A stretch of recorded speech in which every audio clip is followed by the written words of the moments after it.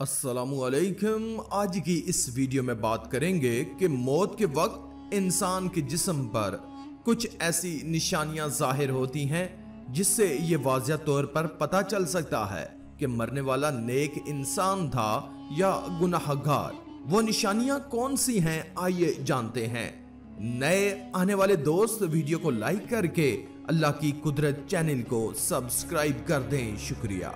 मैयत के चेहरे की खूबसूरती या मुस्कुराहट की वजह से उसकी चमक या उसी जैसी किसी और निशानी से कुछ इशारे मिल सकते हैं। ये बात वाज़िह रहे कि उस वक्त जब उस शख्स को जिंदगी में लोगों के दरमियान अच्छे लफ्जों में बयान किया जाता हो। चनाचे अगर मरने वाला बंदा अपनी जिंदगी में नेकी और तकवा में मशहूर था, फिर उसकी मौत के बाद उसका चेहरा खूबसूरती से चमक उठा, तो ये ऐसी अलामत है जिससे अच्छा तासर लिया जा सकता है और उस पर खैर की उम्मीद की जा सकती है। मिसाल के तौर पर मरने के बाद लोग उसकी तारीफ करें और उसके लिए दुआएं करें, तो ये उसके नेक होने की निशानी है। इसी तरह जिंदगी में अच्छे लोगों की सोबत भी इंसान के नेक होने की निशानी है। हुस्ने खात्मा के बहुत से असबाब हैं जिनमें अल्लाह की अताअत पर इस्तकामत, अल्लाह ताला के बारे में हुस्ने ज़न, सच्चाई, परहेजगारी, तौबा, मौत को कसरत से याद करना और दुनियावी चाहतें मुख्तसर करना, आखिरत की फिक्र और नेकोकार लोगों की सोबत काबिल जिक्र है। बंदा अपनी मौत के वक्त अल्लाह ताला के बारे में बदगुमानी का शिकार हो। सही मुस्लिम में जाबिर रज़ी अल्लाह ताला अन्हो से मरवी है कि वो कहते हैं कि मैंने रसूलुल्लाह सल्लल्लाहु अलैहि वसल्लम की वफात से 3 दिन कबल आपको ये फरमाते हुए सुना, तुम में से हर एक का खात्मा अल्लाह ताला के बारे में हुस्ने ज़न की ही हालत में होना चाहिए। अल्लाह ताला की नाफरमानी करते हुए फौत हो जाना, जैसे नमाज न पढ़ना, शराब नोशी और जना करना। इमाम बुखारी रहमतुल्लाह में सुहेल बिन साद रज़ी अल्लाह ताला अन्हो से रिवायत है कि आप सल्लल्लाहु अलैहि वसल्लम ने फरमाया कि बेशक अहमाल का अंजाम खात्मे के मुताबिक होता है। बंदे को तौबा की तौफीक ही ना मिले और वो अपनी सख्त गुमराही और जलालत में बढ़ता ही चला जाए, किसी बुराई से बाज ना आए, यहां तक कि उसी हालत में मर जाए।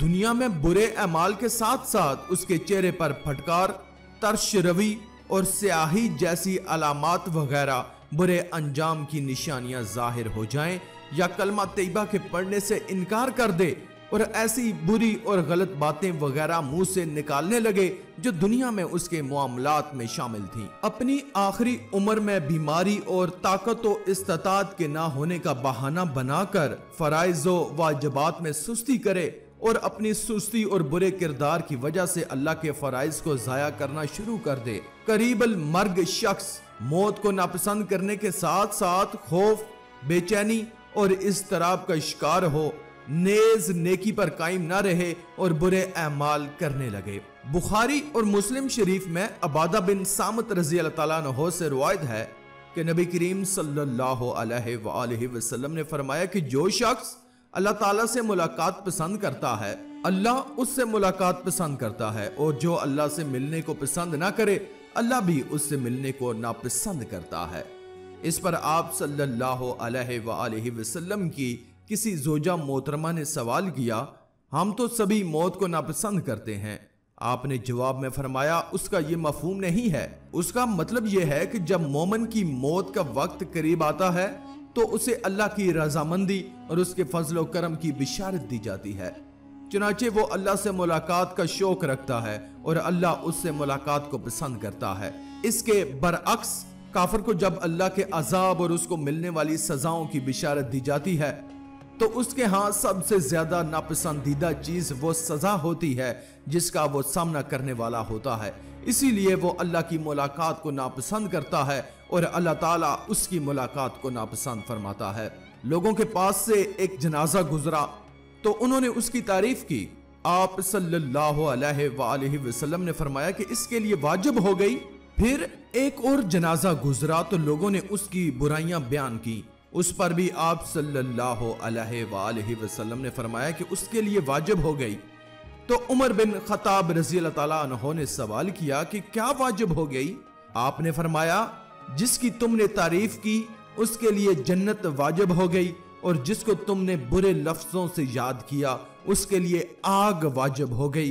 तुम जमीन में अल्लाह के गवाह हो।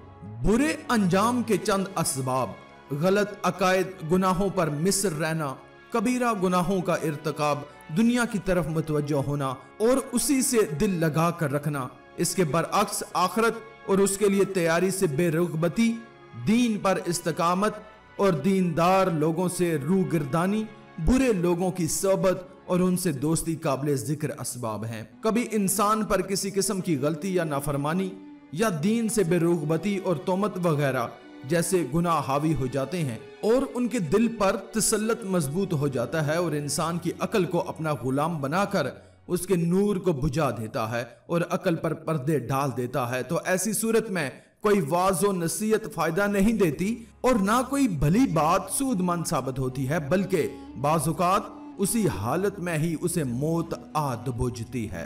याद रखिए, जिसकी अकल में फतूर हो और कबीरा गुनाहों का रसिया हो, मासियत के कामों की तरफ गामजन रहे और बसा औकात यही हालत उस पर गालिब रहती है, हत्ता कि तौबा से पहले ही उसे मौत आ दबोचती है और उसे तौबा का मौका दिए बगैर ही हमला आवर हो जाती है। चनाचे ज़मीर की इस्लाह से कबल ही उसका किस्सा तमाम कर देती है। इस तरह शैतान उस नागहानी आफत के वक्त उसका कला कमा करके रख देता है और उसे उस हैरानी और परेशानी की हालत में उचक लेता है। आखिर में अल्लाह रब्बुल इज्जत से दुआ है कि अल्लाह ताला हमें नेक अमाल करने और बुराई से बचने और बचाने की तौफीक अता फरमाए।